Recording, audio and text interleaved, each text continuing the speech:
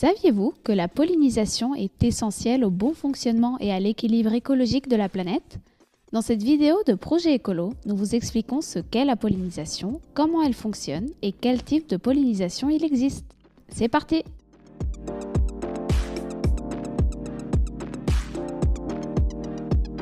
Qu'est-ce que la pollinisation? La pollinisation des plantes est le processus biologique par lequel le pollen est transporté des structures mâles d'une fleur vers les parties femelles, soit dans la même plante, soit entre différentes plantes. Dans ce dernier cas, le processus est appelé pollinisation croisée. À travers ce curieux processus, la première phase de reproduction des espèces végétales a lieu. Par conséquent, nous pouvons dire que c'est la première étape pour parvenir à la survie et à l'évolution des espèces végétales. Comment se passe la pollinisation?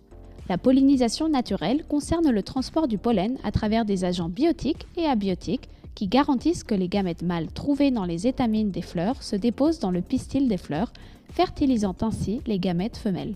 Ce processus a de nombreuses et différentes stratégies de pollinisation développées à la fois par les pollinisateurs et par les plantes elles-mêmes.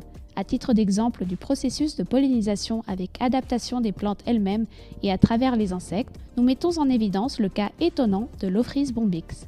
Les couleurs et la texture de cette fleur ressemblent au corps des femelles de certaines espèces de bourdons. L'orchidée parvient ainsi à attirer les bourdons mâles vers elle-même. Ceux-ci porteront plus tard les grains de pollen dans leur corps jusqu'à ce qu'ils atteignent une autre orchidée, réalisant ainsi la pollinisation de cette espèce végétale. D'autre part, il est important de souligner l'importance des abeilles en tant que pollinisateurs. En raison de leur comportement, ces insectes visitent fréquemment un grand nombre de fleurs, ce qui les positionne comme des pollinisateurs efficaces par rapport aux autres. De plus, ils sont considérés comme le groupe le mieux adapté à la visite florale et du fait du grand nombre d'espèces et de leur abondance, ils sont indispensables à la pollinisation. Avant de continuer, laissez-nous vous poser une question. Pendant combien d'années pensez-vous que nous pourrions vivre si les abeilles disparaissaient? A. 4 ans, B. 14 ans, C. 24 ans. Pensez-y car à la fin de la vidéo, vous pourrez vérifier votre réponse. Type de pollinisation.